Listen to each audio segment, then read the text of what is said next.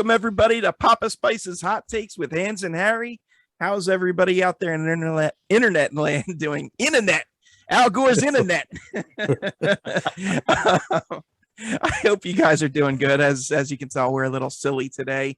I am Papa Spice, and I am joined by my PICs, my partners in crime, my cohorts, if you will. Harry, how you doing, buddy? I'm doing great, Papa. I appreciate you asking. Been a nice day today for me. A little stressful day with work, but not too crazy. Just so work is aware that it wasn't that crazy of a day. In case we got any work listeners.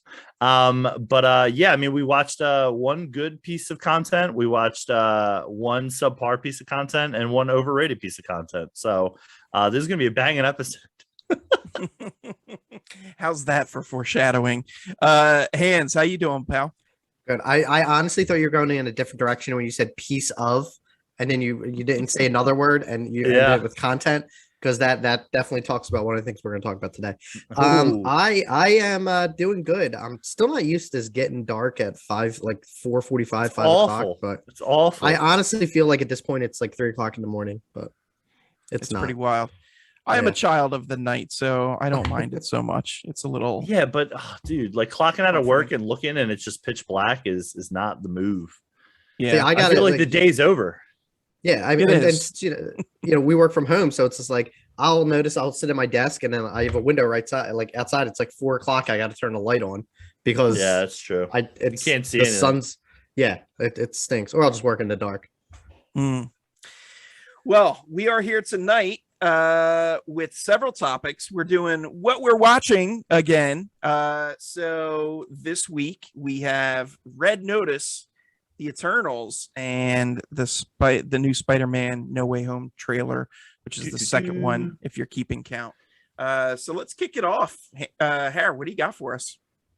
Yeah, and I know sometimes some listeners are a little bit, concerned with, oh man, how long are they going to talk about this? Red Notice is going to be fairly brisk, I think. This movie was not great, as they say. So one of the problems I had with Red Notice right off the bat, I'll start it, is at PG-13 in the top left-hand corner when I hit start on Netflix, and I said, don't really love that. It's directed by Rawson Marshall Thurber. He worked with Dwayne Johnson on Skyscraper, Central Intelligence, and he also directed Dodgeball, which I guess I never really realized, which was interesting. This movie cost about $200 million to make. This was originally going to be a Universal movie that was released in theaters, but they sold it off to Netflix, I guess, when they were, pandemic and all that stuff. It starred Ryan Reynolds, Dwayne "The Rock" Johnson, as we mentioned, and Gal Gadot. And you're thinking, wow, like I would love to see these three in a movie. This must be fun. Ryan Reynolds being funny and I guess maybe wild a little bit and quirky. The Rock being brooding and, a leading man, and Gal being, either second fiddle or, she's Wonder Woman. This movie had zero chemistry with all of them. I don't want to harp on that too much, but wasn't really feeling the vibes of everybody. Ryan Reynolds was basically just Deadpool, but without the suit. The Rock just was kind of wooden throughout, especially the first half of the movie. Like he's playing this FBI guy who has an interest in art, so he focuses on art thieves, and it's not really buying that from you, pal. But okay. Imagine if Luke Hobbs wasn't cool. Yeah, great call. Yeah, pretty much. That's a great call. Great call. This movie also takes place. It's a movie that jumps around to many locales as they let you know for sure. In Rome, Bali, Rome, Russia, London, Valencia, Argentina, Cairo, and Sardinia. They go to all these places and you wouldn't know it. And this is something I think we'll touch base on now. Is the CGI in this movie is bad, and it looks as if they didn't go to any of these places and they went to, I think I heard it was shot mostly in Atlanta, and they went to Atlanta and just got all the green screen stuff done. I mean, Papa, was that what it looked like to you? I mean, am I wrong here? Yeah, it looked bad. It did. The green screen was pretty brutal. Now, to be fair to them, I read an article about this because I was like, after I watched the movie, I was like, why where did this money go? This 200 million. Yeah. I mean, obviously some of that, probably a big portion went to the stars' salaries, but like, for sure, this is an action adventure movie supposedly, and the locales and all this stuff didn't look good. So I investigated, did a little investigative journalism, digging up, as it were. Yeah, and apparently this was shot towards the beginning of the pandemic, and when the pandemic hit in full force, they couldn't really go to all these locations for shoots, so they just decided to green screen everything. And while it does make sense, and I mean, I guess they had to put a movie out within a time frame, they were kind of strung by that. It just, man, it shows really poorly. Hans, any thoughts on the green screen controversy? Dude, it's bad. It's like, and that's like one of the first thing I noticed is I didn't know like the kind of production history, or like I thought this was all Netflix. I didn't know they bought it from Universal. And this is obviously a movie that they were like, if this was released in theaters, if you say it cost 200 million to make, they would have made it up in their opening weekend, because this is definitely the kind of movie that, you know, like with The Rock, and he always is in these buddy cop movies with someone like Walking Tall. This is pretty much a sequel to Walking Tall, or a remake, whatever one you want to call it. But instead of Sean William Scott, we have Ryan Reynolds. But this is not, this kind of like where we talked last week, or the other week with Dune, where it's like it costs so much money, and like where did the money go? Like it did not go. The effects were like a last minute thing. And I think if you see this in a theater and like on like a big screen, it definitely will look a lot better probably. But if you're at home and you're watching on Netflix, I think Netflix has like a Netflix production value is definitely, I mean, it obviously is lower than a movie theater, but I think it's more noticeable when you're watching on like a smaller screen. You're saying this does not look real. Now I think there at times it was a little better, but I even like trying to think the scene where like he was running across the bridge to go to the helicopter, and the bridge blows up, and like in Russia, in Russia, and the fake rock like just blows forward, and I'm like, no, I'm like, this is that was like the first half hour of the movie. I'm like, we still got more to go. Like, I can't wait to see where this is going.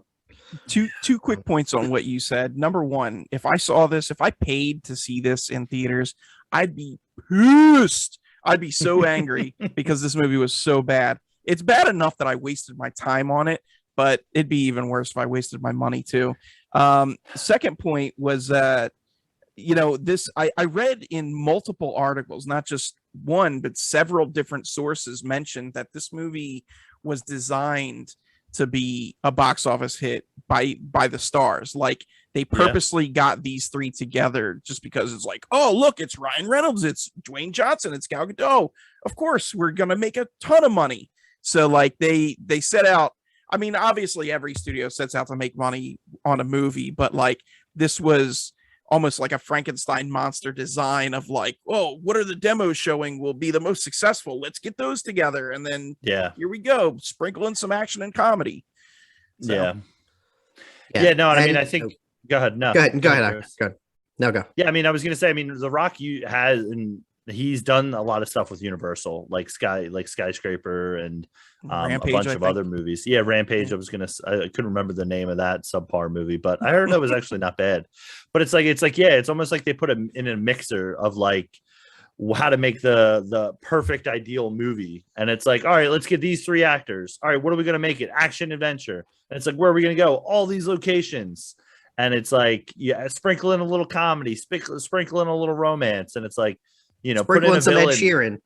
Yeah. Get a cameo in there at some point. But yeah, Cans, what were you gonna say?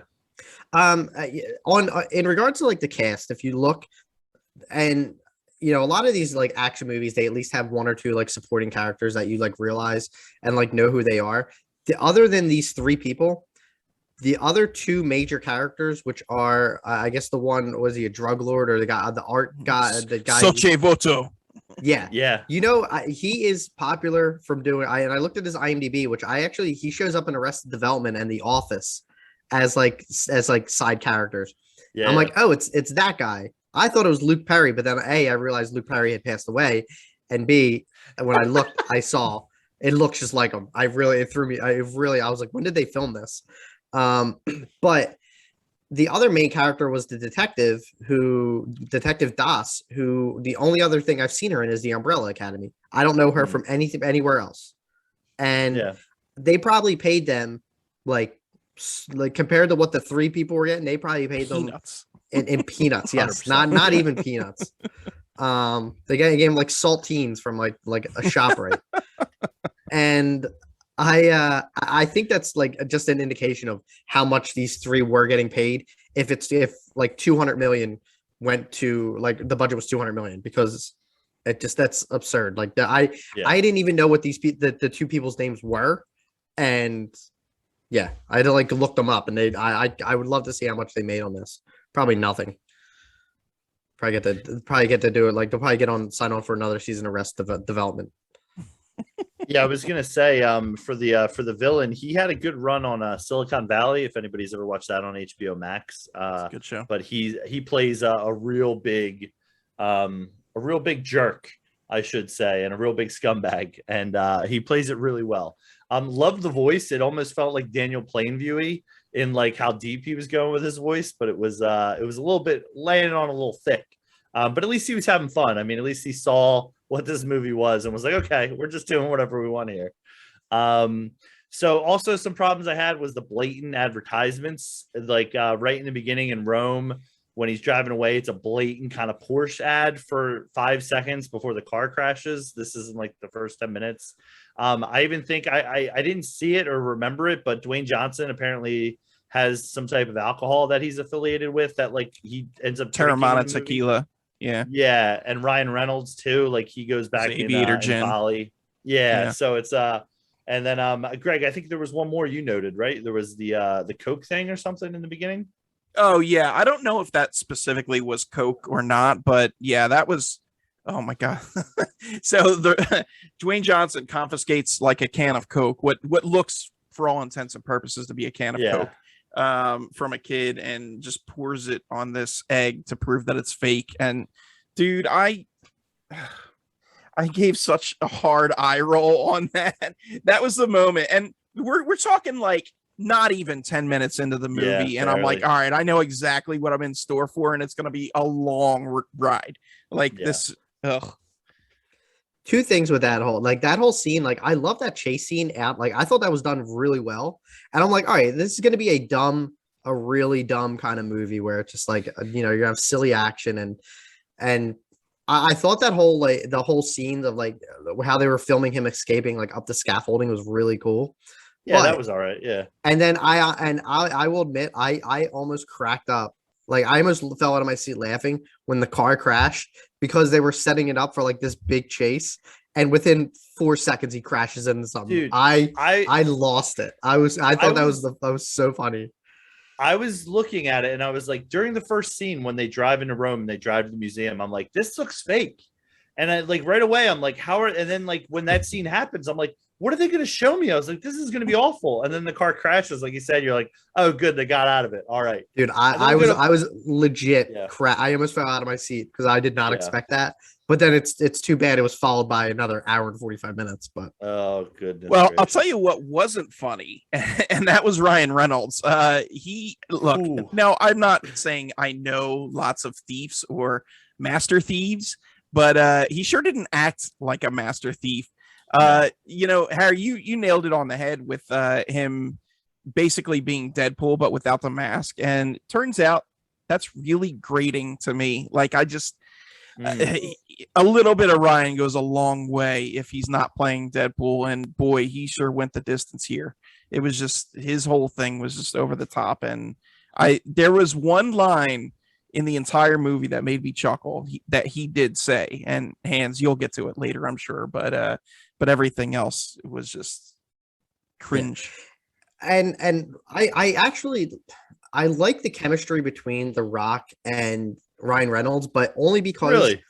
But I'm not saying like they don't have like chemistry. Like, I'm not comparing it to like, I'll go back to Daniel Plainview and Paul Dano in There Will Be Blood. Like, I'm not talking that kind of chemistry, but it's like I think they're kind of like this was like cookie cutter acting for both of them, like cookie cutter roles that they've done dozens of times. And I think they kind of bounce off each other pretty well, only because of it's just like how like, but I'm not saying like, oh my Yeah. God, I need to see another Ryan Reynolds and Rock movie because I honestly wouldn't. There, if they make a Red Notice too, which they probably are gonna do, I don't want to see it ever. But it just I think they bounced each other. Their comedy kind of like comedy bounced off pretty like was good, and I liked some of their like lines to each other. But I mean, I think that was one of the stronger parts of the movie. I thought it was good chemistry, but it's not like Oscar win. Like I wouldn't pair these two as the best like pair in an action movie, like ever. I disagree wholeheartedly with that. I didn't guess there was any like chemistry. I understand what you guys are saying. Like I guess it's like kind of saying it's like it's not good chemistry, but I see like how it worked for me because of how like it's just I don't know. Well, you're a big Ryan Reynolds guy too. So. I am, but I'll agree with like Greg and you too, like where it is Deadpool it's Deadpool without the mask, where too much or like I like Ryan Reynolds some of the serious stuff, and I think that like this was peak Ryan Reynolds of like 10 years ago before Deadpool, where all he did was like, and even like the Hitman's Bodyguard, or I saw that, like that was just he did the same thing in that too. Like at some point, you got to like show some range, dude. Like you gotta get out of Deadpool and these goofy movies and do some serious stuff again. Yeah, I mean, for me, yeah, I think Greg was going to get to it, but yeah, I didn't feel any chemistry from anybody in this movie. Even we'll get to the end in the last couple of minutes when we talk about it, but on a positive note, what I think Chris was trying to spin, I did enjoy the kind of the heist scene in Valencia. Like I'm always down for like a heist, even if it's like small, and it's like don't get me wrong, it wasn't a grand heist or and then the plan they were making up sounded ridiculous. But like watching it happen in action and the suspense with it, I felt like was a small plus for the movie. I don't know what you guys thought about that, or if you had another plus that you enjoyed. So that did nothing for me. I just thought it was generic. This whole movie is just generic. If there's one positive with this movie, I would say it's Gal Gadot's performance. I really enjoyed her. I think everybody else, which isn't many, but everybody else kind of phoned it in and just did lesser versions of characters that they've done before. Gal Gadot was interesting and kind of new and fresh for me, her take on a villain. So I enjoyed it. And look, I'm not saying it was the greatest performance either, but it was good for what it was. And it was the only thing that stood out for me. Hans, what do you got, man? You got any other positives? No. Oh yeah. I'm trying to think. I just want to go like I'll bounce off like your Gal Gadot thought. I didn't think she was a believable villain at all. Interesting. I think she was Gal Gadot. Like it's just like I haven't. She's an actress. I haven't seen her do too much. Like I feel like every role she's in is very like. She has that very like kind of like smooth talking, like like she's charming. Yeah. That's a good word for it. Charming. But I didn't even know who was a villain in this movie. Like by the second half of the movie, I didn't know who I'm supposed to be like, who's considered the protagonist or antagonist. I really don't. Now she's probably gonna be a good guy now, and she's whatever. The only other thing I could think of, like the other funny part, and I think Greg, you alluded to this earlier, was the one line that Ryan Reynolds says when they're looking for the third egg, is when The Rock's like, "What are they gonna label it?" He's like, he says something. He's like, "Just look for the box that says MacGuffin on it." Which I thought is delivered so well. And like, as movie fans know, like the term of MacGuffin, like I thought that was like, just, that's a very like Ryan Reynolds, like delivery. And, I would hope like, maybe that was like ad-libbed. It was pretty genius, but that's my other positive. I can't think of anything else. A single line of dialogue. There was another line too that Gal Gadot says, and I forget what it was, and I thought I wrote it down, but I don't think I did. But it was really dumb. If I think of it, it was like failure face. It was like early where I was just like, oh my god, like what, like what is she talking about? Yeah, I mean, going off the gal energy, I really kind of enjoyed it, and I'll be interested to see. Like, I know she was cast as the evil queen in the new Snow White, and she's going to be Cleopatra, I think, which was announced. So I'll be interested to see, like, I'd like to see a different side of her, because I think this is, I mean, we can all agree these are three actors who, for us, like, are never going to be probably up for any Academy Awards. So it's like they kind of play to their notes and their strengths, and it's like they kind of go with that. And for me, this just felt like, seeing Ryan Reynolds in Free Guy earlier this year was, you could definitely tell he at least is like more of a bubbly guy and more of a positive guy. But like, I mean, there's still, the Ryan Reynolds quips or it's really hard for him to shed that Deadpool skin. And for Dwayne The Rock Johnson, it's like he has to be like the hero and everything. I mean, I'm thinking about Jungle Cruise. Like, I didn't feel like his chemistry with Emily Blunt was too great, besides maybe a couple moments in that movie. But I mean, yeah, just the three of them really just didn't really bring too much range. Besides, like I said, I think Gal was a little bit like clever, like had a little bit more to do or more to chew on. But like, again, it wasn't, as earth shattering like we talked about earlier. Also, late in the movie, there's they switch over to like kind of a treasure hunt with like Nazi, like hidden bunker, Hitler's hidden bunker and all this stuff. And I was just thinking the whole time, I was like, why wasn't this like the start of the movie and the whole beginning of the movie? Like, why couldn't we make it like these two, people are hunting for it and this one is also hunting for it? Like, I felt like this movie took so long to get going and like for us to understand exactly what's happening. And then just like I was watching that, and there's a nice little Raiders reference in there when they go to find the bunker, which I thought was, cheese, but got a little chuckle out of me, not gonna lie.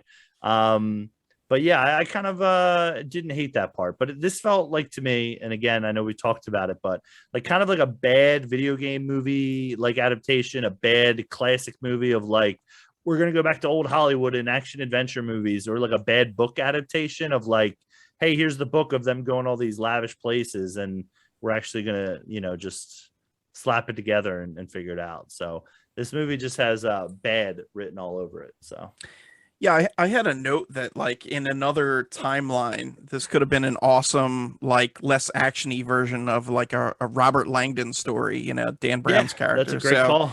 Yeah. But unfortunately, we're not in that timeline, and this is what we got.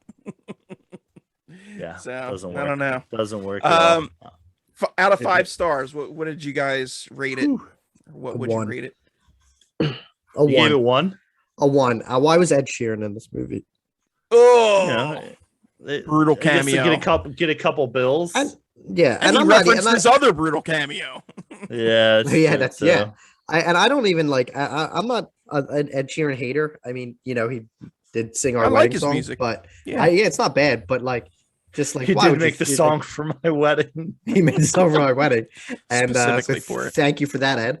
And I just like it did not belong in this movie. And then when he screams, he walks away. He's like, "I'm Ed Sheeran," and I'm like, "I'm in Game of Thrones." Mm-hmm. Yeah, of course you're gonna reference your other most hated cameo. Yeah, exactly. Yeah. He should have been dressed like a Game of Thrones character. Hare, what are you rating this out of 5? So I gave it a 2 out of 5. I think I'm a little sometimes more generous than you guys are. As me, I like to ride the gray, ride the middle. I gave it 1 star for Gal's performance, and I gave it 1 for some small, positives that I like. The heist part, the kind of like treasure hunt at the end was okay. And that's about it. So that's where my other star came from for it. So this whole movie was just people lying to one another. Like, yeah. It was just in other words, it's the real world. Not one person told the truth. And even like at the end, like why am I rooting for like who I guess The Rock was a bad guy through the whole thing? Why am I rooting for him in Red Notice 2 when they go to the Louvre to steal something? Mm-hmm. Another fake shot. I will say for anybody who's, we really haven't spoiled anything, so I won't do that. But for anybody, there's a double cross or like a twist ending that gets ruined by another twist ending, which I absolutely hated. Which then gets ruined by another twist ending, I think. Yeah, and it just doesn't stop. It basically sets it up for a sequel to like be able to have a sequel. And look, if the second trailer if another trailer for the second one comes out and it like looks cool, I might be in. Maybe they'll get somebody, but like, one of the questions I wrote down because, as we've talked throughout, our time, there's a Netflix. Oh, go ahead. Sorry. Hold on 1 second. I just wanted to throw in my review real quick. Oh, well, no, I was just going to say, I'm right in between you guys. I gave it 1.5 stars. Oh, look at us. Yes. Wow, all 3 of us right in a row. But yes, you were talking about Netflix. Yeah. So I mean, look at us, 1.5, and 2. So, ladies and gentlemen, if you haven't seen it already, check Don't. it out. Yeah. Don't. Remember that in the Quentin Tarantino Grindhouse trailer? Don't. Did you guys see that? No. Am I Like talking to a years wall ago. now? Yeah. Okay. Well, don't. Anyway, so Netflix movies like this, I feel like is your prototypical Netflix movie, because I feel like Netflix is so big now. It's almost like the go-to even before theaters, I think, even before like any other streaming service, no matter how many of them decide to come out or to land content. I know HBO Max just announced that they're doing the Harry Potter like revisit with like interviews with like the cast now. And it's like, cool, you're not going to be doing the levels a bit Netflix does, in my opinion. At least subscribers anyway. So like, what do you guys look for in a Netflix movie? Like if this is like, obviously, as we talked about, like on the low end of the scale, like what is something that you guys would like? I mean, I think we've touched on this differently, but like, why do you guys are subscribed to Netflix? What are you looking for with it, I guess is what I'm asking. Well, the first thing, I mean, Netflix, how old is Netflix now? Like they were doing the DVD thing about like, I feel like 15 years ago. Yeah, Like, it's Harry, got to you be have, Been like around for a 15, 20 years. Yeah. Harry, don't you have a DVD laying around that you haven't returned yet? No, I took care of it. I have a $700 late fee. So, Did they send you the so next? What did you have? Did they send you another one? Yeah, so Into the Wild I had for about 5 years. And it sat in my house, and then I finally just gave up on it because I thought I lost it when I moved. And they gave me the next movie, which was Green Street Hooligans. And I'm going to be honest with you guys, I've never watched either one of these movies. So they sent me both of those movies, and then I finally found Into the Wild, and I put them together, and I canceled my DVD subscription and sent it back to them. They then told me, Netflix fixed it, but they then told me that I didn't send them the DVDs since I closed it, and they charged me for both of them. And then they got both of them, and they said, "Hey, we'll refund it." But if you don't send your DVDs back to them, it's like they charge you pretty much for like the whole movie. It's like $15 or something. So, what a mess. Well, post-mortem to that, Into the Wild is a great movie, and it's streaming on Netflix, so you don't have to worry about losing the disc. Oh. Yeah, sorry. So we derailed a little bit. Nice little tangent. I don't really watch too much Netflix movies. I'm more invested in their TV shows. Right. I think some of their stuff is like great, but I think a lot I'm trying to like see what like their most popular movies were, and I saw wasn't it like Bird Box? That's got to be. I didn't watch. See, I didn't watch. I watched like there. 20 minutes of Bird Box, and I like wasn't interested. I watched Six Underground with Ryan Reynolds, which wasn't that good. Like, I actually want to watch The Guilty with Jake Gyllenhaal, and The Harder They Fall. Like, those are two that I'm like really interested in. But I'm more like interested in their TV like department. I'm sorry, Triple Frontier. I remember that one. That was all right. That was solid. Yeah. Yeah. I think they're like very mediocre because they're one of those. I think they're one of those companies that they're like, you give them $1 billion and they're going to look at and say like, we can make 5 quality shows, or we can make a 1,000 17 Adam Sandler movies. Exactly. Yeah, like we can sign Adam Sandler to a 6-picture Halloween, baby. Let's like, go. That is like we're getting all these like terrible products because they're like looking at it of, we're just going to keep farting them out and people are going to watch it because they get these movies with big names. But I don't fall for it. I'm not, maybe a couple times I did. Now. I fell for it only because of Red Notice, because we did it for the show. That was it. Right. For me, I'm kind of on the same track as you, Hans. I mainly subscribe to Netflix for the series. I mean, even offline, Harry and I were just talking about Tiger King 2, and I'm excited to watch that. Cowboy Bebop comes out this week. Excited for that. What a world we live in, that we have a Tiger King 2 that came out today. I know, it's glorious. But yeah, as far as movies go, I mean, I just they offer little interest to me. So there's been very few that I've seen, and there's been even less that I've enjoyed. In fact, I think I can count precisely the only Netflix movies I enjoyed. I liked Bright with Will Smith, and was Joel Edgerton the other? Oh. Yeah. Yes, Okay. I believe so. Yeah, I heard that was good. Yeah. I liked The Irishman, which Harry reminded me about because I forgot about that. And then was A Marriage Story Netflix Yeah, exclusive? that was Netflix Okay. as well. Yeah. So that was pretty good also. Everything else you can throw straight in the trash can. There's just nothing else I've enjoyed, and I'm not into the Netflix movies. This one drew me solely based on the cast, and I was like, okay, let me give this a shot. I didn't watch a trailer for it. Had I probably would have skipped it. But yeah, this I don't know. So there's your answer for me.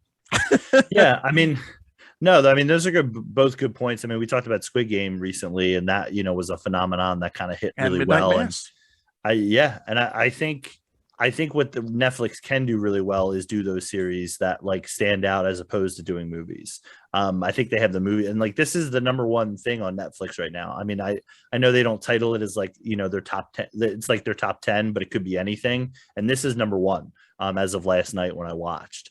My question is like, who is this for? And I mean, it seems like just for anybody who's interested in any of these three actors to like check it out. And Netflix's data, for people who don't know, like I think they had it set up where it was like if you watched not even a minute of the movie, like they counted that as a view for it. So, even if you were like, nah, I'm out on this and like just accidentally started it, like that counts as a watch for them. So I'll be interested to see, what the next thing takes the number one spot. But yeah, it's hard to go to Netflix and be like, what's top content right now for us to watch? As a barometer to be like, yeah, this is going to be good, because most times it's usually not. You know what a good example of this movie is? Like, say, and at one point we all worked for the theater industry, is that someone would come up and buy a ticket for this, like maybe 5-6 years ago, and say, like, I want one for the Rock Ryan Reynolds movie. They would not know what the movie is or what it's called. It's like, when older people come up and say, like, I want the one with Robert Redford. Like, they don't know the name of it. They just know that they just know that Robert Redford's in it. So that's how I like this. This is how I feel like if it was released in theaters. It would be more like, oh, the new Rock movie. Like they wouldn't even know what it was about. Kind of similar to what you mentioned earlier, Harry, about, who is this movie for?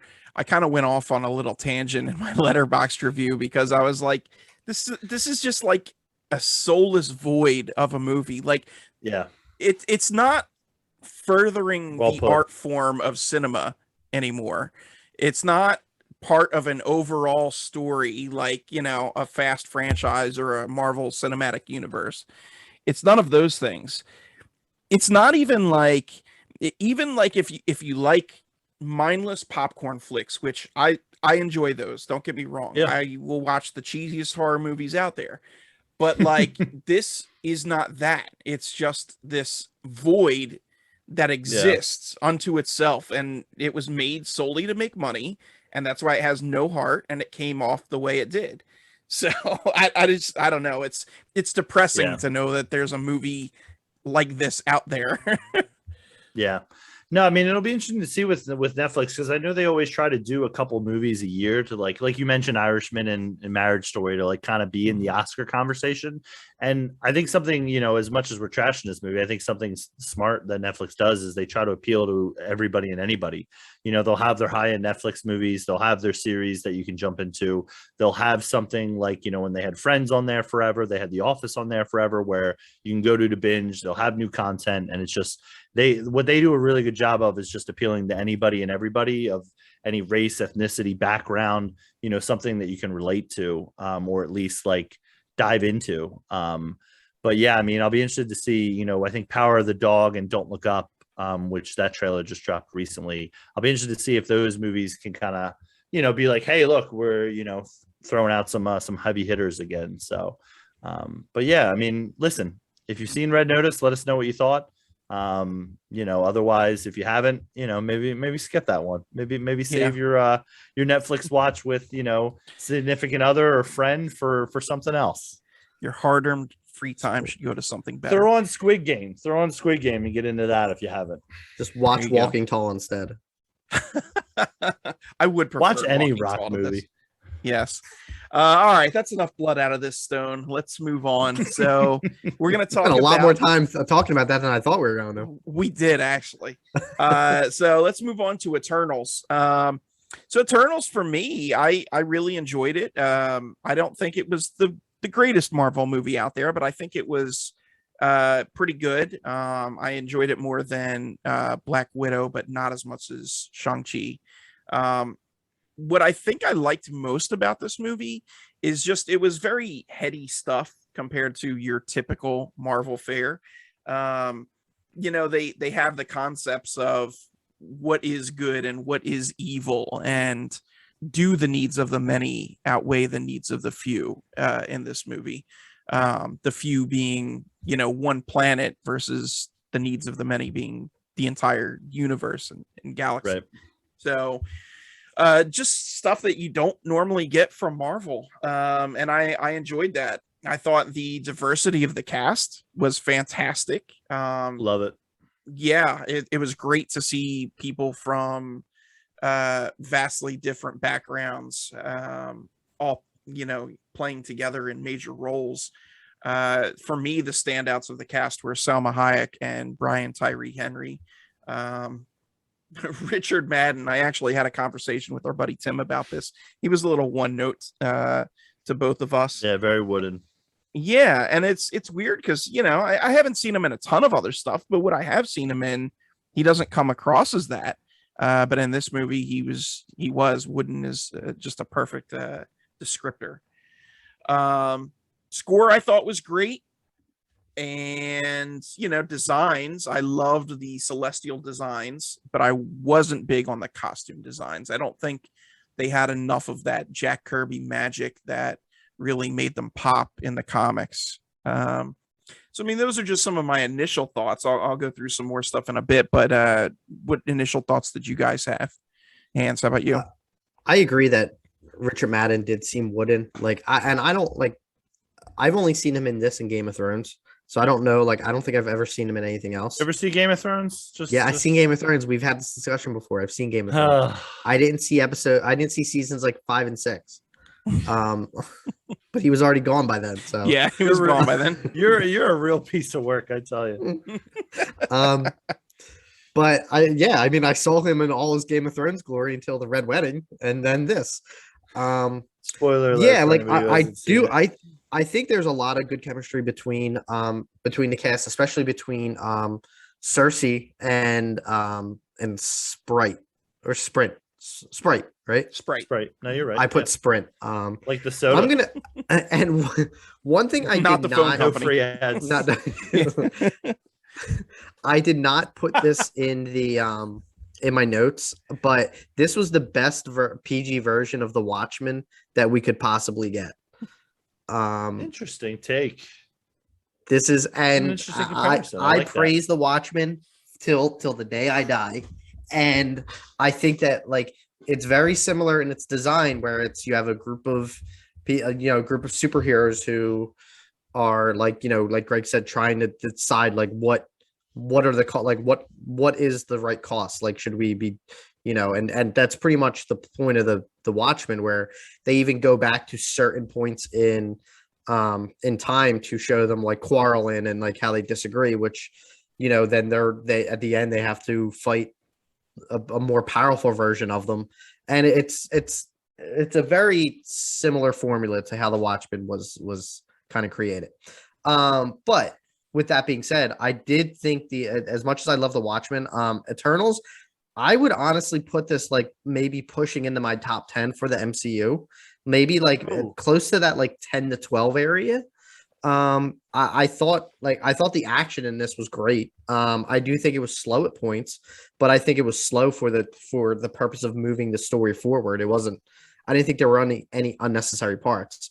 I liked how this had nothing to do with previous MCU stories, other than noticing that, or even other than saying where were you during Thanos's, during why didn't you help stop Thanos, or other issues that happened. Yeah. But I think that's what made it interesting, is because you don't even post-credit scenes don't even tie into current MCU stuff going on. And I thought it's cool to build a world their goal is to build another world inside of the MCU, where eventually it's going to collide with the overall story. But I just thought it was kind of fresh from a Marvel standpoint. and I thought it introduced a lot of really cool characters. I think that the action was very cool, like very like top notch, like more of recent Marvel movies that I've seen. Like I still think Shang-Chi like is a little more of little better in terms of the action, but yeah, I mean I love the whole like the last 40 minutes of the movie like kind of really kept me in my seat. So I was, I thought it was definitely one of the stronger MCU movies that I've seen recently. But Harry, what do you think? Yeah, I kind of think the opposite. If we're going to be honest with it, I mean, I think Greg is probably Knew somewhere that in was the middle coming. of us. Well, yeah, I mean, this is typical for me. For those who don't know, I'm not always the hugest fan of Marvel movies, or I think they could do more and they do less. Um, so for the first hour of this movie, and Greg, well, I'll start off where I think it's 19th on my Marvel list. I gave it three Wow. out of five. I gave it 3 out of 5 stars, dude. I'm telling you, man, go create a list and try to put it ahead of something, and then all of a sudden you'll be pausing.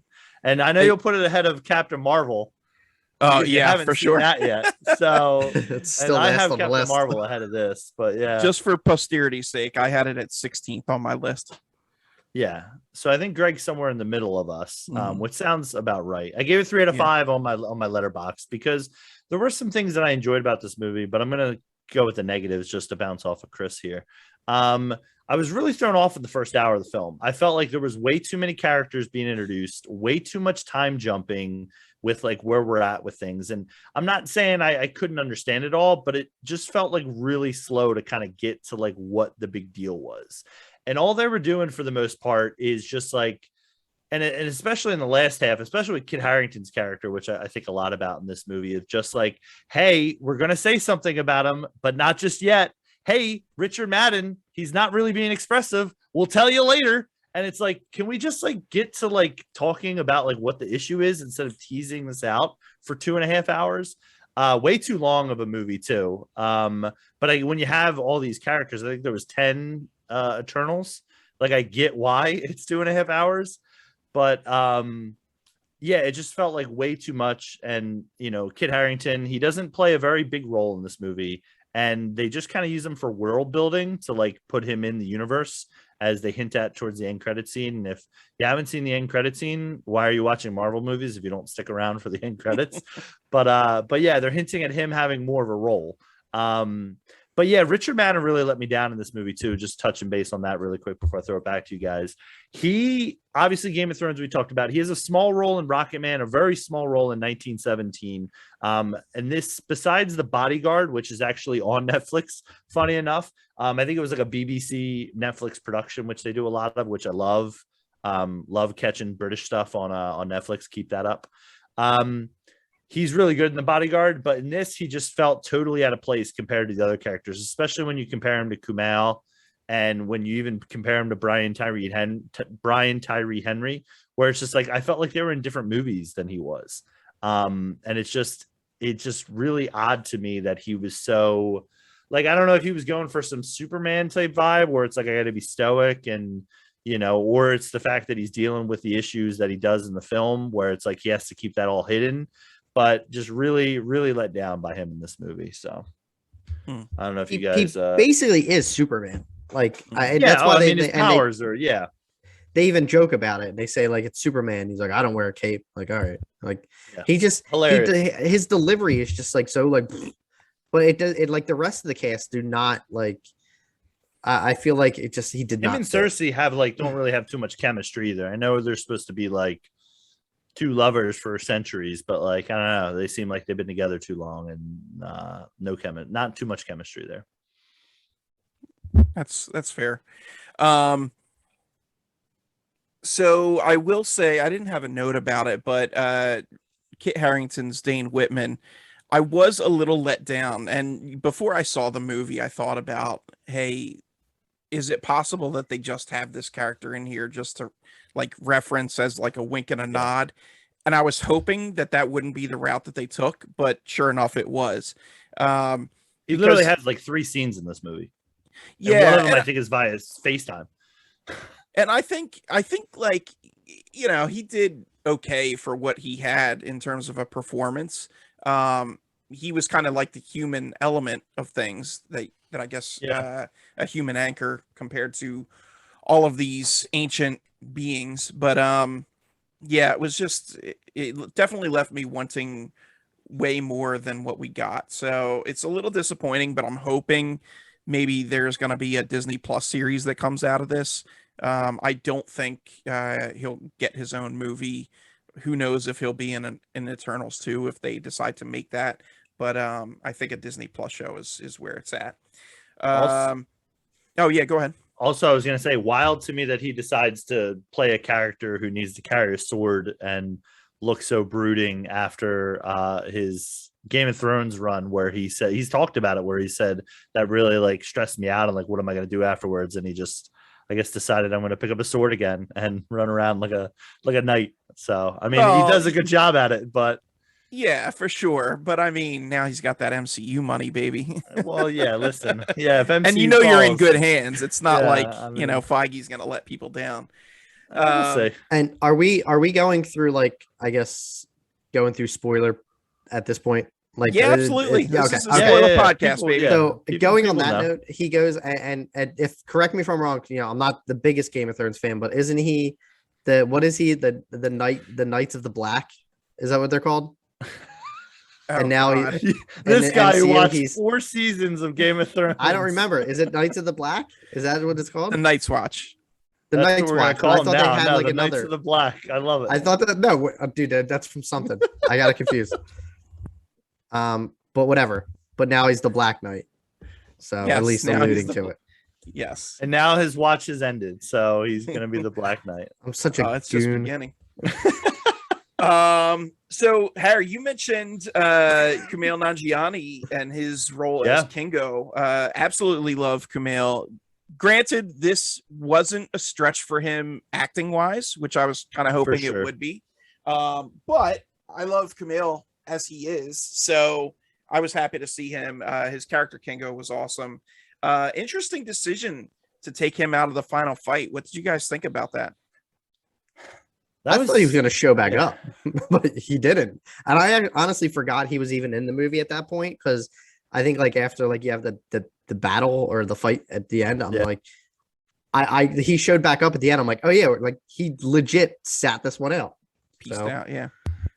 I think normal Marvel movies would have had him show back up and like save the day somehow. Nah, he just pieced out. He's like, I'll just watch it on TV somewhere. I mean, I like the decision because, yes, it's not the traditional route, and it shows he's a character with strong morals. I mean, he flat out told Icarus, look, I think that you're right, and, I would follow you, but I don't want to fight my brothers and sisters. And so, he sat it out, and I think that was. He said, "May the best person win, even if I die." Yeah. What do you think about the call, Harry? Well, listen, as somebody who rides the gray, I love it. Decided not to jump in at all on either side. Really, really a big fan of that. But I would say honestly, when I first watched it, I didn't really notice until I was reading or listening to something and they were talking about it, and I was like, wait. And I was like, he just said I wasn't going to fight. I don't know if that was maybe COVID related with shooting, where maybe he just wasn't available, or maybe it was at a certain point and they couldn't, CGI it, or they didn't want it to look shoddy. But like you said, I think to his story, and that is the one thing I will give the movie credit for, as much as I've been bashing it a little bit. The people who've spent probably the most time integrating themselves with people of Earth or trying to be a person of Earth, they really do stand out with their either mannerisms or the way they act. Brian Tyree Henry, Kumail, Sprite, and even Gemma Chan's Cersei. Like they all like kind of at least have some, and even Selma Hayek, like you said, Greg. So I will say, like, I kind of try to remember that like these are like alien creatures that are like on our planet for like thousands of years, and it's like, yeah, they probably might get a little bored or a little bit sick of Earth, like we all do every day when we have to clock in and then leave at 5. And so like it's a grind. I get it, but even with that, I felt like, I don't know, I felt like the movie was trying to be two things, and this is my big thing with Marvel, is like sometimes I feel like they try to do too much instead of sticking to one thing. And just kind of like when I first saw the trailer for Eternals, I thought it was going to be more, stoic or more, serious. And it kind of like, when Kumail shows up, it definitely takes a turn, which I enjoy. And like you said, I definitely enjoy Kumail, but just, I don't know. The vibes just felt a little off. That's fair. Talking about that final fight, I enjoyed it. I thought that it was pretty cool. It was a better version of what we got in Justice League when they all fought Superman. This is the MCU's improved version. But the one thing that kind of stuck out to me, and I don't know if they explained it with the line and it was something I missed or what, but like it seemed like they needed all of the Eternals or as many as possible to give their energy so they could stop the Celestial. And it ended up just being like 2 or 3 Eternals giving their energy. I think it was like Druig, Fasto, and Cersei.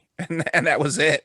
So it's like, oh yeah, I guess we don't need all that energy to stop this giant, massive, world-destroying thing. So that came off a little corny to me. It was like, oh, it only took a third of our forces to handle this. Other than that, go ahead. No, like, and I saw that point that you had on here, and I don't know if I missed something with the line. Like, I don't know if the bracelets, like, basically, like the ones that they were wearing, if they like just sent energy to Cersei or not. Like, I don't know if like they had to be present. That's what I was kind of thinking, but they all weren't like focusing in because they were all trying to stop Icarus. Right. So I agree. That was a little like, I think I remember thinking like she's doing this all by herself. I think like Druid, I think Druig's there, but he's not doing anything. Like he's just like, it's all Cersei. So it was just a weird like plot hole, I guess. So I don't know, but that's my thoughts on Eternals. Oh, you know what? I'm sorry. There was one other thing. The deviants. I know that they're necessary for the story. They're a big part of the Eternals in the comics and, they're primary antagonists, but, I did not like the design of the deviants in this.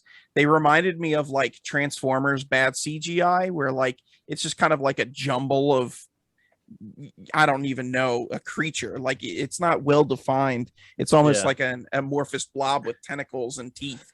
And then the deviants themselves, I mean, there was only one that had a speaking role, and it's kind of hard to be intimidated when they're not getting that much screen time to see how dangerous they are and all that stuff. I don't know. As much as I want them in the movie, I feel like they probably could have been cut and just had all the drama come from the inner struggles of the Eternals themselves. So, but that's my thoughts on the deviants. You guys have any final thoughts on Eternals? Yeah, I'll agree with the deviants. They didn't necessarily need to be in this movie. Like I at one point, I think Crow, I think I looked up, is the main one who fights Thena. Yeah. And he's really just like I don't know why he's there.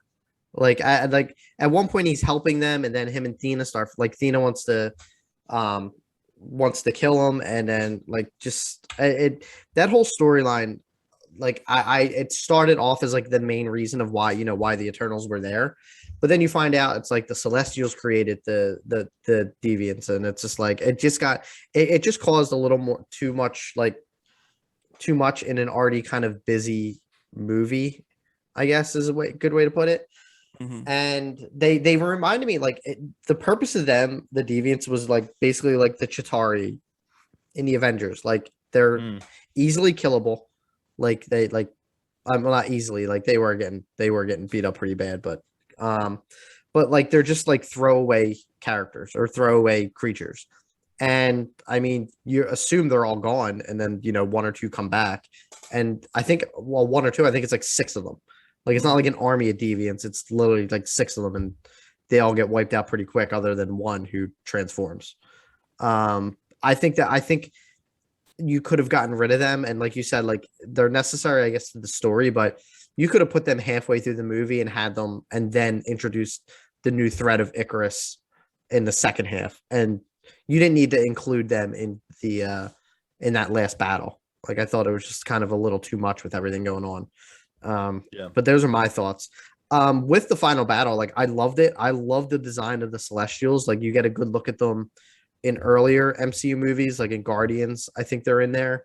But like they are, I think the last scene where right before the Eternals are taken away by I always pronounce his name wrong. What is it? Arishem. Arishem. Right before they take them away, like you see him in like basically from the skyline. Like I thought that whole like how that was shot was like really cool. Like you get to see like how big these things actually are. Yeah. So I think that was pretty neat. I think it added some stakes to their story. I know Harry, you said it's like a typical ending to like an MCU movie. I don't think so. Like I think the fact that like they're like the Celestial came through. Like normally this would be like a post-credit scene. Like this is the end of the actual movie where it's just like, nah, like we're here. Like, and you know, we're gonna like if we want to, you can literally flick Earth like with no problem into the sun. Like Earth's a soccer ball to them. Yeah. Which is little. Go ahead. Oh, I was just gonna say it's interesting because I don't know what the ratio is supposed to be, but like that baby Celestial, like you'd think it would like crack the Earth in half when it was born, given the size of Arishem, but instead it's just like it just rose up out of the depths.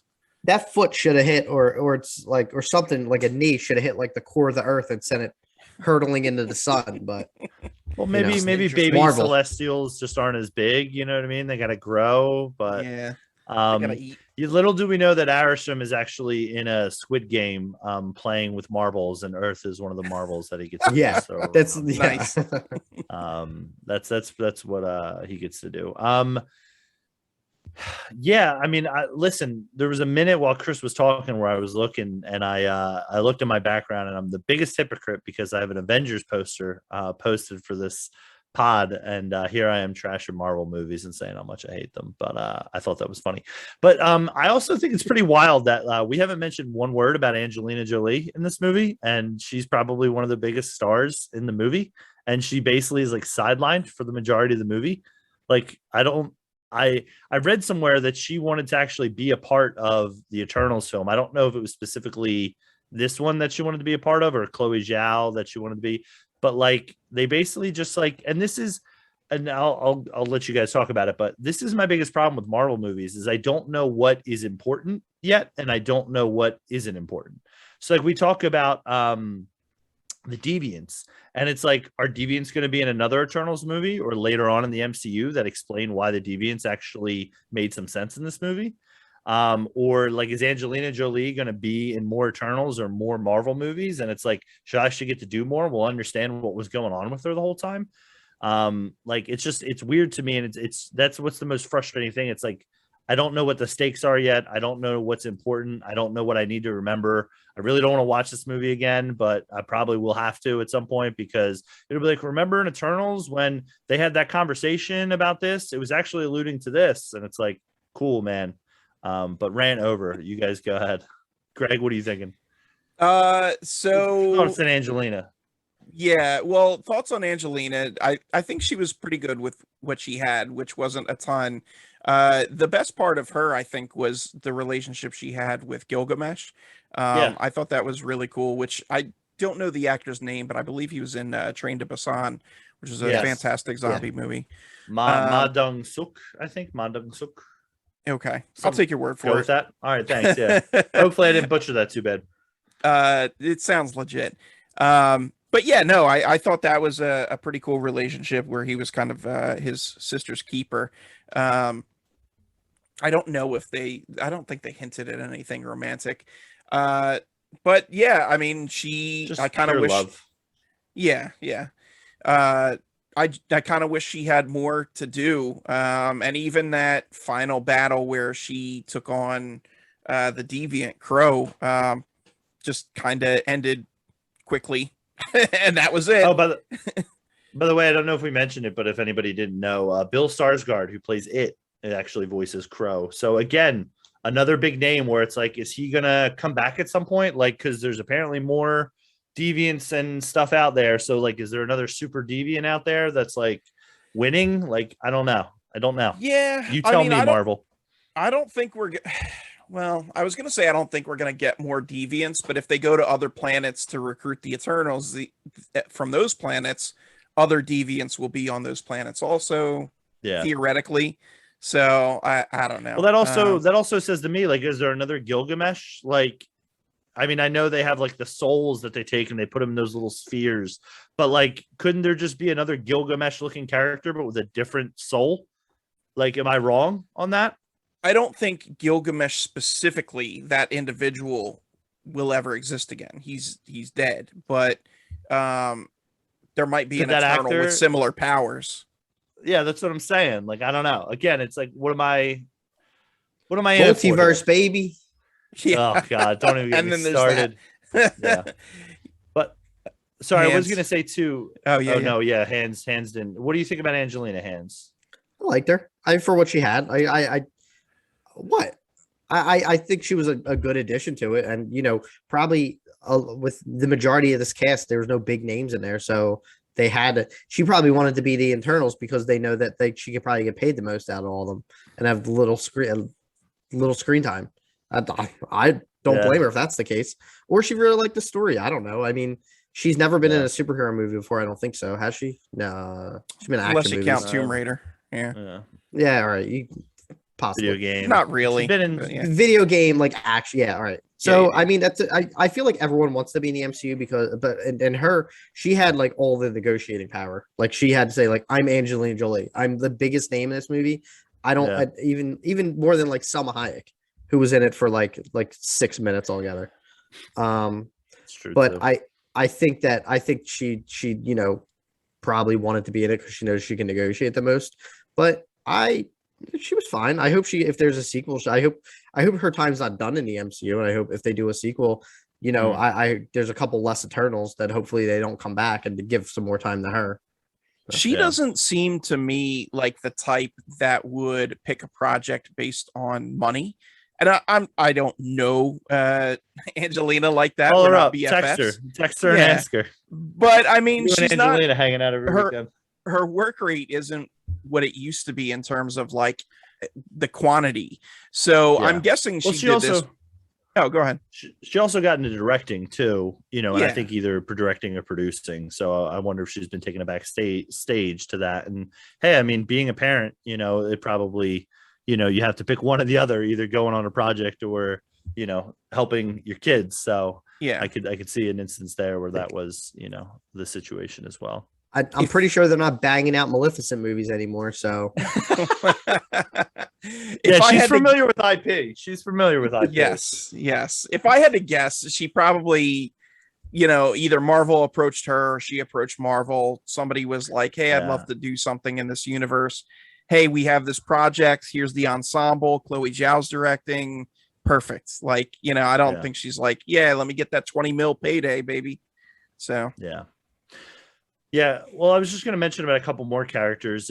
I felt like they shoehorned in Sprite's like issue with Richard Madden with Icarus, and like Leah McHugh. I enjoyed her characters, as you guys mentioned earlier, but like I felt like they just kind of tried, like they hint at it a little bit in the movie, but I felt like they just threw it in there, and she's like, "I'm going with him," and it's like, okay, cool, like you're gonna go side with him now after whatever, and it's like I get it, but yeah, another thing where it's like we'll see where that character goes, and really liked Makari and Druig, Barry Kogan and Lauren Ridloff. I felt like they had really good chemistry for even the small amount that they had. Like you could kind of sense something was there, the way they, were not even having to say things and just kind of do things. And so, those were another highlight for me. So, sure. Barry Kogan, I've only ever seen him in Dunkirk, and I heard he's like really good in Killing of a Sacred Deer and like a couple of other movies that he's in.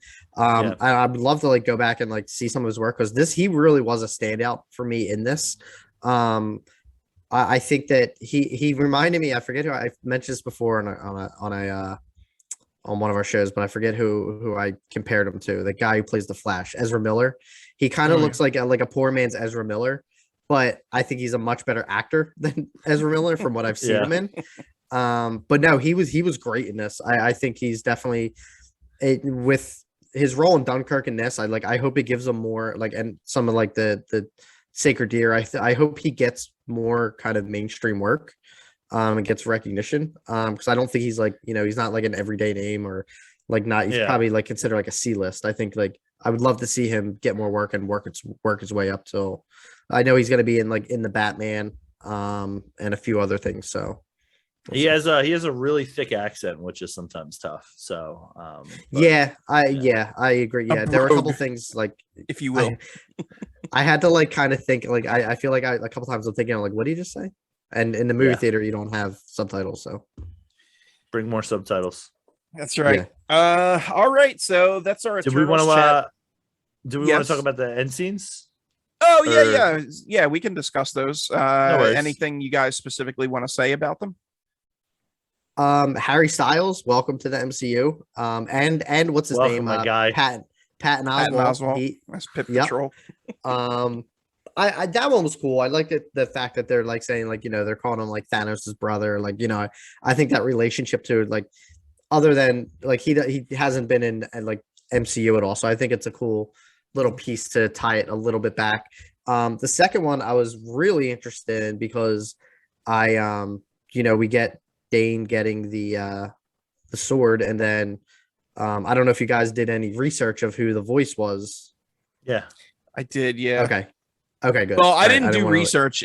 The research found. I knew who it was as soon as. Yeah, it wasn't. Well, so it didn't get spoiled for me on Twitter, but I think when I was in the theater, I'm like, is that Fury? Like, I couldn't tell like who the voice was, and then I was listening to another pod, and they were talking about it. I was like, oh yeah, that was Mahershala, and I'm like, okay.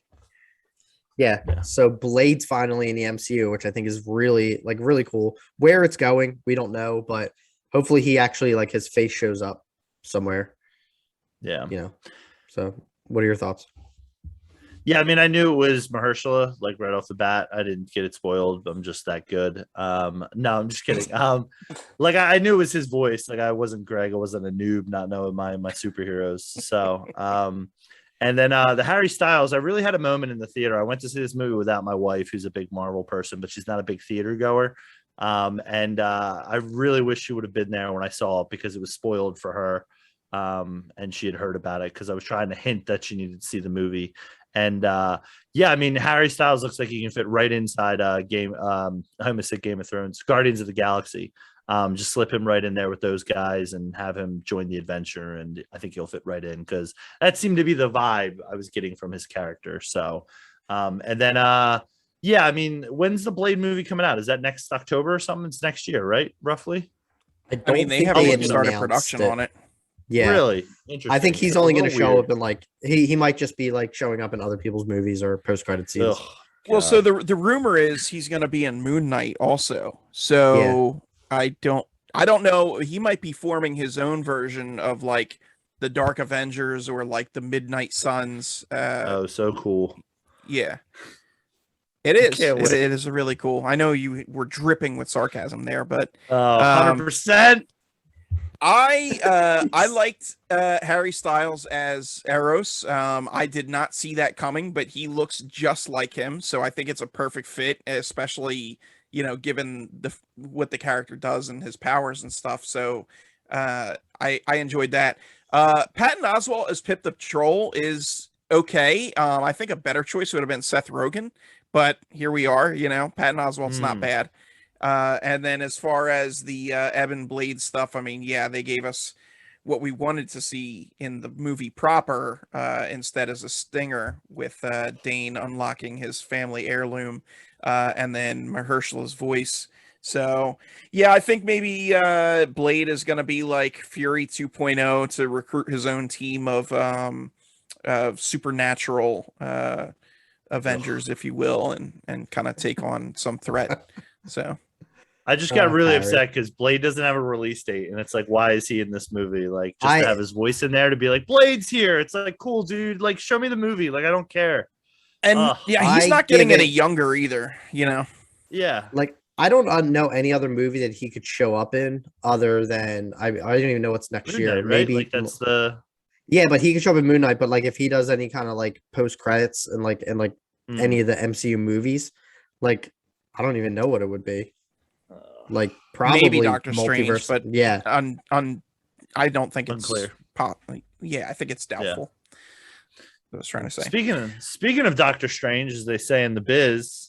Hold on. Transition. Oh no! Hold on. Before we move transition. on from Spider-Man, let's give our ratings for Eternals. I know, Harry, you said 3. I gave it 3.5 stars out of 5. I go 4. What 4. about you?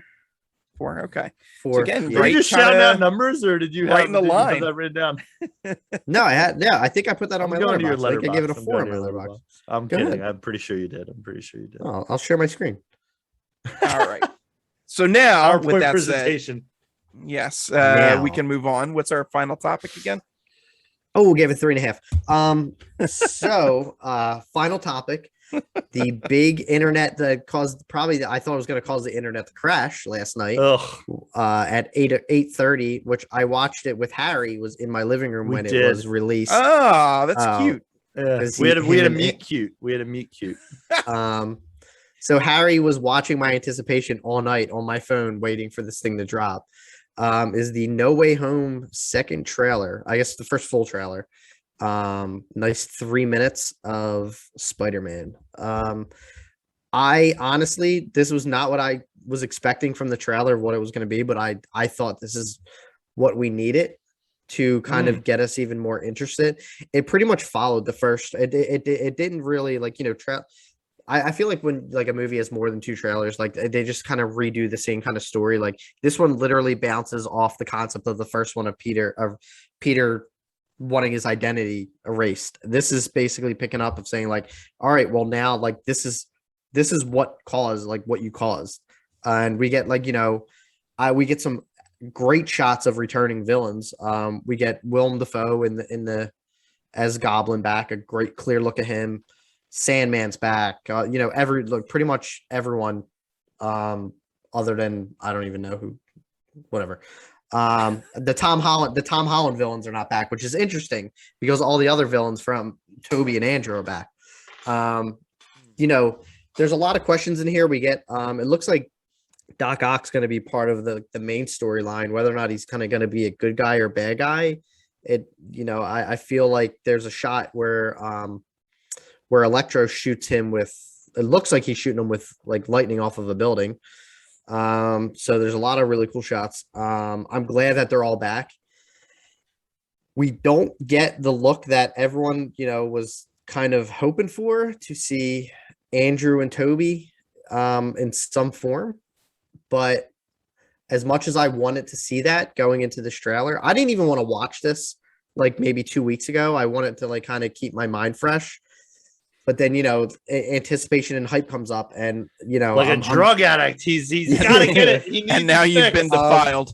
And then, like, like the internet, and I'm not going to speak his name because he's a troll, leaked images of what potentially could be the like the climax of the movie, Probably which are probably real.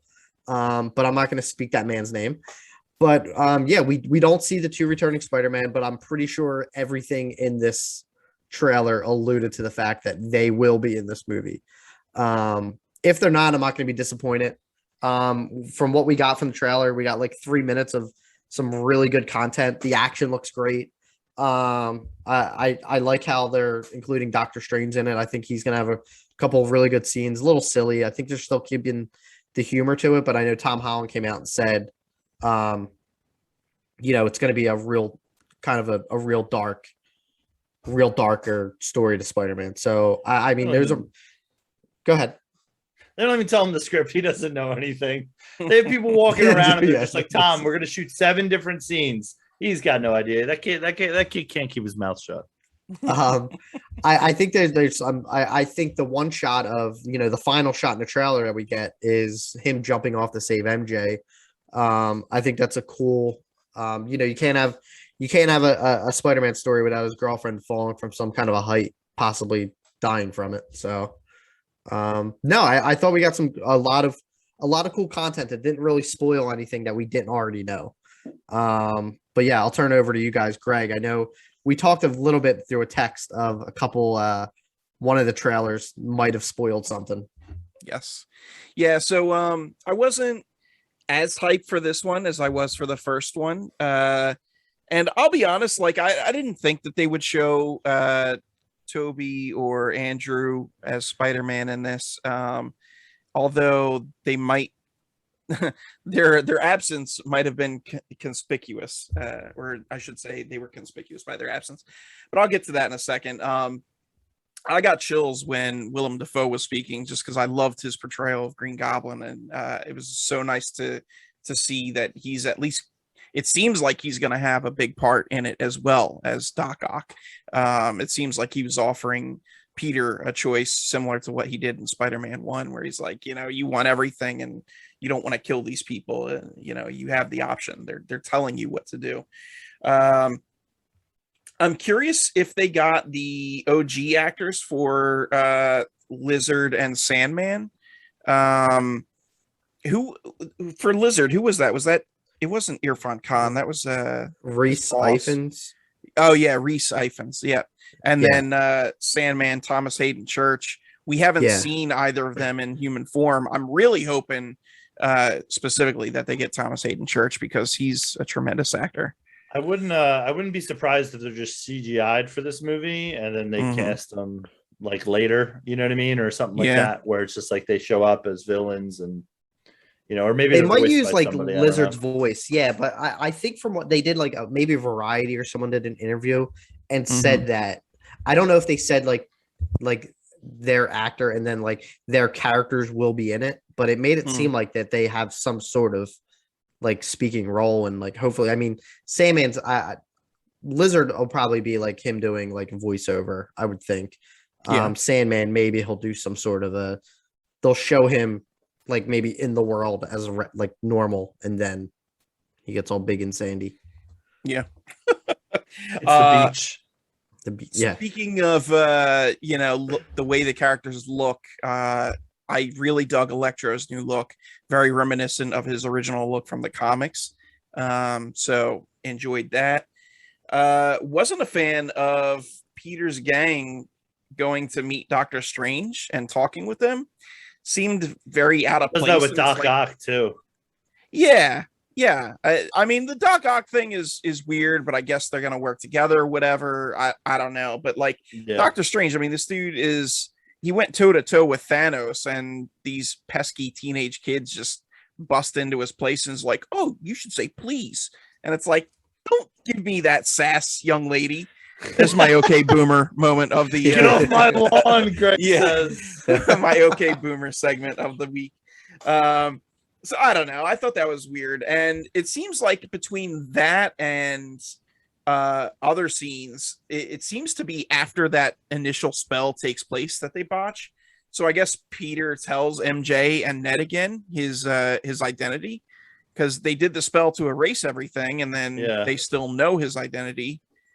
I don't know. My thoughts with that was I was thinking that like maybe for some reason the spell didn't like work on everyone, because Peter was like kind of talking during it and saying like, I want Ned to know and MJ and I think that maybe they're still able to know possibly, or he did tell them again. Okay. In which case it would have worked. The Doctor Strange stuff, I think he was a little more Doctor Strange than the first trailer. I think the first trailer, we talked about it thinking like maybe something's up with him, or is he another character? Is he being influenced by another character? And I think that I think he seemed a little more normal for this. I still think he was a little off, but he was definitely more the character that we've seen in the previous movies. He was more strange and less strange. Yes. Yep. And the only other note I had, which was something that Strange communicates to Peter, is that it was an interesting note about all the villains dying at the hands of Spidey. So their fate is to die fighting Spider-Man. Right. Was the some of the line, but yeah. You see, I went. Yeah, I'll let you. I got really deep with a theory the other day, like last night, like laying in bed. Like I was thinking about this for a while. That sounds about right for you. Yeah. So yeah, I mean, the trailer for me was good. I don't know. I want to see the movie. I don't want to see any more trailers. Just give me the movie. Yeah. Hans, what were you gonna say? So I thought, and I hate that I'm bringing this up. So Mephisto. Yep. No, you're dead right. You're dead right. Because I thought about it, like I was thinking about how like the connection of like what characters, like what villains were coming back, like why isn't Vulture back or Mysterio, like, or we're assuming that Mysterio is dead, but we assume that half of the Toby and Andrew characters are dead too. So I think Taylor Swift killed Mysterio this week, so I think he's done. Yikes. Oh man. But oh man, it's such a good version of that song there. 10 minutes. The movie's all right. So I thought that like maybe the reason that all these villains are coming back, or the ones that Toby and Andrew killed, is because like they made some kind of deal with the devil, which is why Doctor Strange brought them back. And the devil in the MCU is Mephisto. And I thought about that, but then I realized that like Lizard isn't killed in Amazing Spider-Man, and Sandman, I'm pretty sure he doesn't die. And so my theory kind of went out the window, but then they threw away that line saying like they're all ghosts, like they're all destined to die fighting Spider-Man. So I'm like, all right, I'm still holding on that thought, still on the Mephisto train. So we'll see. That's it. I'm pretty sure we're going to get one more trailer on Spider Day or whatever the hell that is. When the tickets go on sale, I think they're Cyber Monday, but it's now Spidey Day. Is that what it is? Is it Cyber Monday? Yeah, it's like the 29th That's or whatever so it is. Stupid. That's I didn't even know that thing existed. Was that real, Greg, or did they just make that up now? You've never heard of Cyber Monday?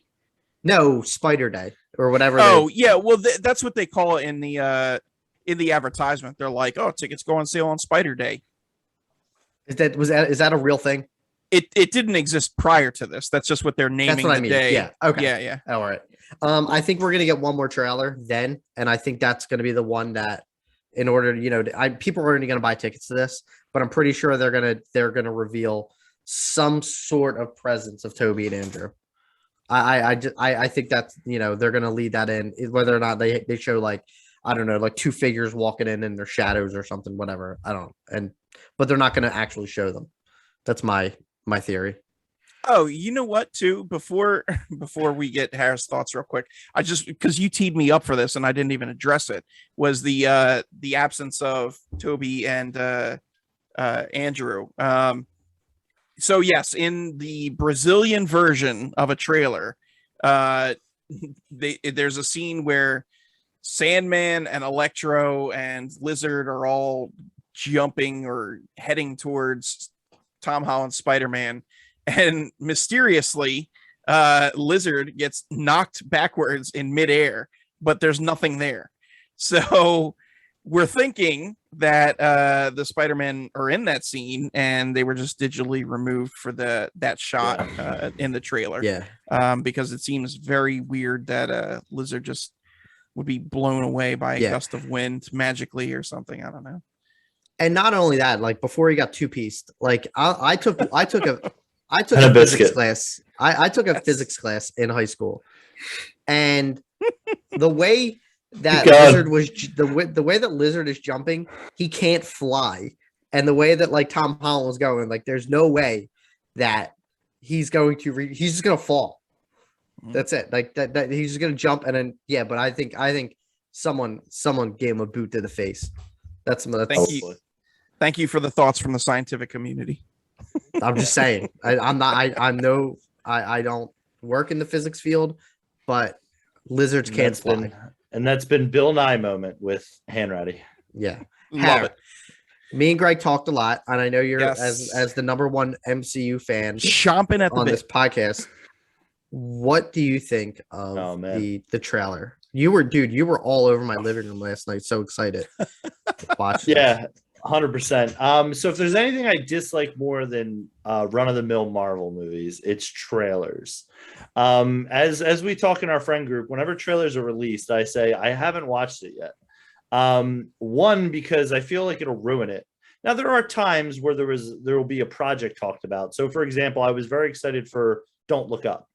When I saw that trailer was dropping earlier that day. Same day. Very excited for that. Yeah. because I don't really know what the movie's about, and I was very excited to kind of see some pieces of that. Very excited for it. Don't need another trailer. We'll happily go into that movie, hopefully never seeing the trailer again. I feel as though trailers are just big teases, and this is all this really is. Also, real pet peeve with trailers. I don't need 5 seconds, like a TikTok version of your trailer, to like be like, here comes the trailer.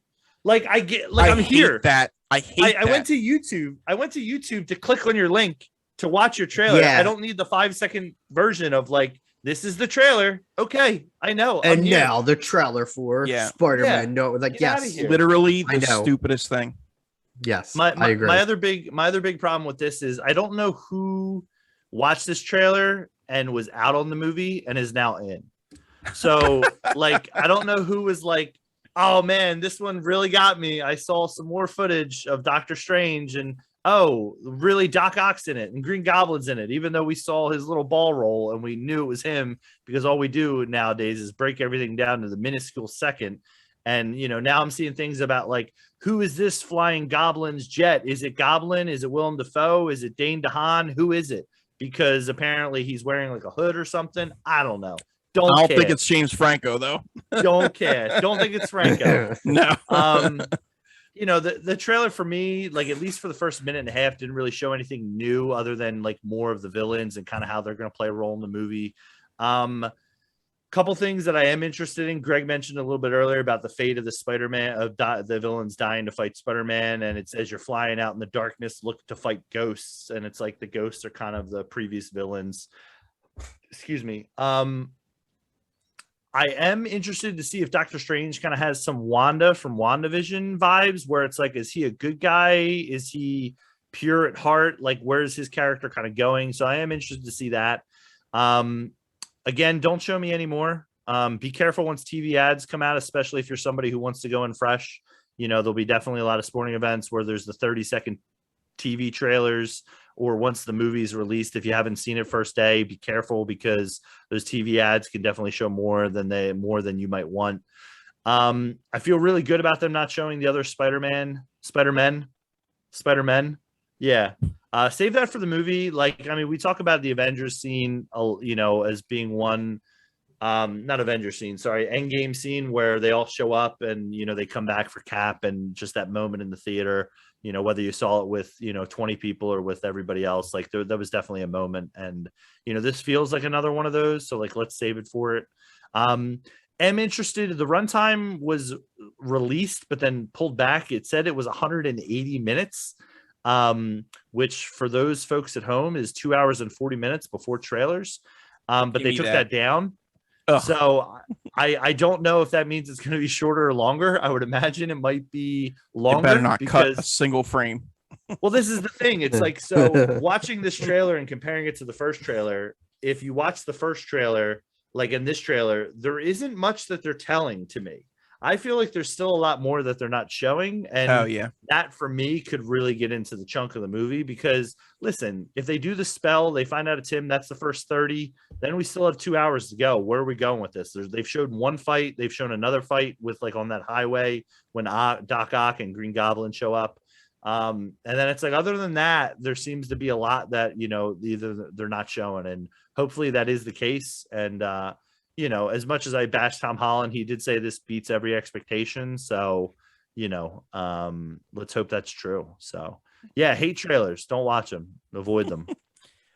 Quick question for the movie for you guys. So I saw a quote a little bit earlier this evening where Tom Holland said if he's still playing Spider-Man by age 30, which keep in mind he's 25 now, that he was doing something wrong.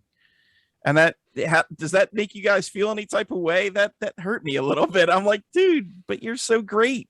Like, yes, you don't need to be playing a high schooler, but like you can keep playing a role and still be good. Look at Daniel Craig as Bond, you know?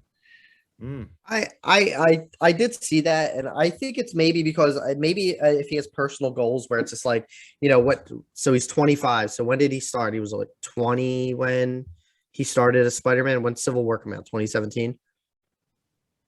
No, 28. Before 2017. Homecoming was 2017, so Civil War is Okay. 2016. So maybe 2016. Okay. 2015 So is probably when he was okay. filming. So it, he so probably 6 like years had to ago. go like he was still in his teens where he's just like, yeah, like this is like he probably wants to do more like other roles. Now, whether that's Uncharted's included in that, I don't know. But like I think he probably doesn't want to be tied to one franchise probably forever, which I honestly don't blame him because he's a good actor. Like other stuff that I've seen him in, like he's not a bad actor. He's a very like good up and coming actor, and he probably doesn't want to be like tied down to be a superhero till he's 40. Which I think we're probably going to get another movie or two out of him. Probably get like the Spider-Man Venom movie, maybe if they make one, and then probably I bet you his last movie he'll do with the MCU will probably be whatever next Avengers level movie will be. I think after that he'll hang it up. I think then they're going to start introducing like Miles, I think sometime in the future. And he'll take over from there. Interesting. Harry, thoughts on Tom's quote? Yeah, I mean, just looking at some of his, his IMDb page and some of the stuff I've seen him in, he was in Lost City of Z and The Impossible, which I wouldn't say Marvel fans kind of correlate with. He was in The Impossible when he was really young. Yeah, I was gonna say he had to be like 10 or something. Yeah. But like he was in Lost City of Z where he plays, again, not a huge role, but I mean, yeah, if he wants to go do other stuff, I would be more than thrilled to say bye-bye. Have a great time. We'll have a new Spider-Man because I would love to see Tom Holland do more stuff. My wife would love to see him do more stuff because she's absolutely in love with him. So divorce coming soon. We'll see. But no, I mean, it could be something where I think maybe there's also probably something that doesn't get talked about a lot of the amount of time that these movies take up for your career. Robert Downey Jr. decided to step away. Chris Evans decided to step away. Now there's always talks that Chris Evans could come back, and I could see a situation where he steps away as Spider-Man, and maybe there is a Miles type figure or a Gwen Stacy type, Spider figure. And then he could always come back, in a Tony Stark way where it's like he shows up in what was the first one? Homecoming? Is that what it was?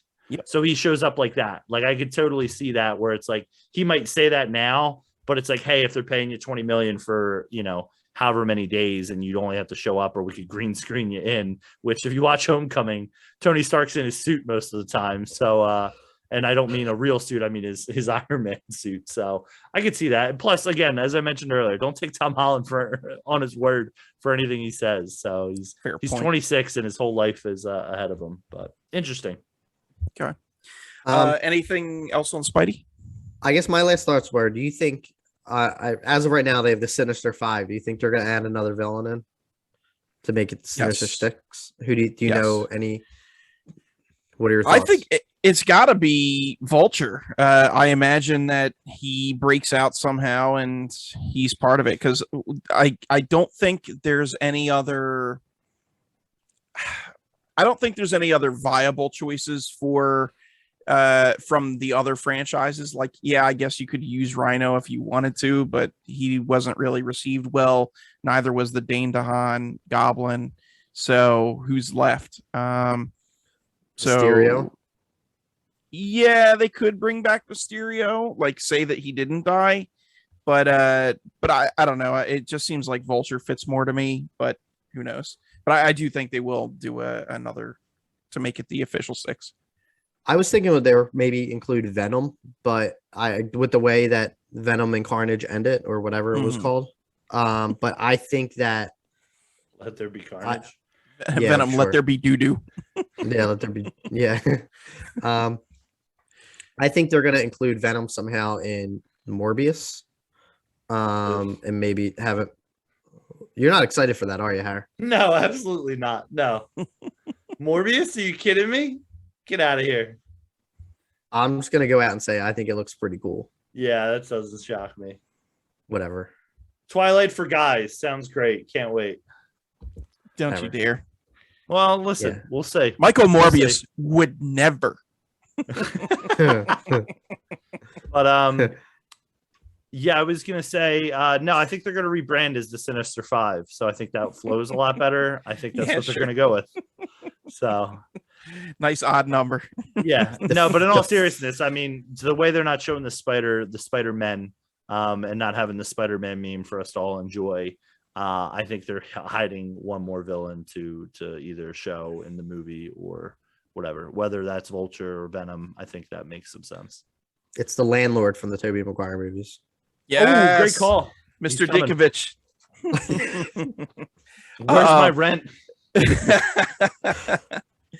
All right, boys. He's sitting up on the scaffolding with his feet hanging, waiting for his rent. Yes, I love it. Give me more. Well, that has been our discussion for what we're watching. Before I get to you guys, one quick announcement for all the peeps out there. Thank you so much if you have been watching us on YouTube. However, this is going to be our final video episode for now. We're just going to be transitioning to audio only. Guys, iTunes and Spotify are free, so don't worry. We're looking to get on other platforms as well, but make sure you check us out on there. And we'll be back for some videos eventually, but probably not a regular. Well, definitely not a regular thing. There'll be special episodes whenever we do those. Okay, so should have wore a suit for the final one. Yeah, I know. So with that said, Harry, anything for the peeps? Thanks for listening. Hope you guys enjoyed Eternals. Hopefully you guys enjoyed Red Notice if you're into that type of stuff. We got some more, we're coming up around award season. We're coming up around the holiday season. We talked about the Spider-Man trailer. Definitely we'll be touching base on that at some point. Got a lot more fun stuff to come. And I hope you guys have a great 2 weeks, and we'll talk to you soon. Hans, anything for the peeps? Yeah, if you made it this far, you probably listened. Just don't watch Red Notice. Don't watch Red Notice 2. Just go watch Eternals again or something. I don't know. There's there's a lot of stuff out there to watch. Make sure you do not watch Red Notice. Watch Tiger King 2, which I probably am going to start tonight. Oh, God, don't watch that. Yes. The sequel to Red Notice is Too Red, Too Notice. Thank you. Too Notice. Nice. Red Notice, Electric Boogaloo. Yes. All right. Well, for me, I just want to say thank you guys again. Don't forget to find us on Spotify, iTunes. Like, share, subscribe, comment. Leave us a 5-star review in that comment if you're checking us out on iTunes. And we will be back in 2 weeks. As always, make sure you guys live spicy. Spicy.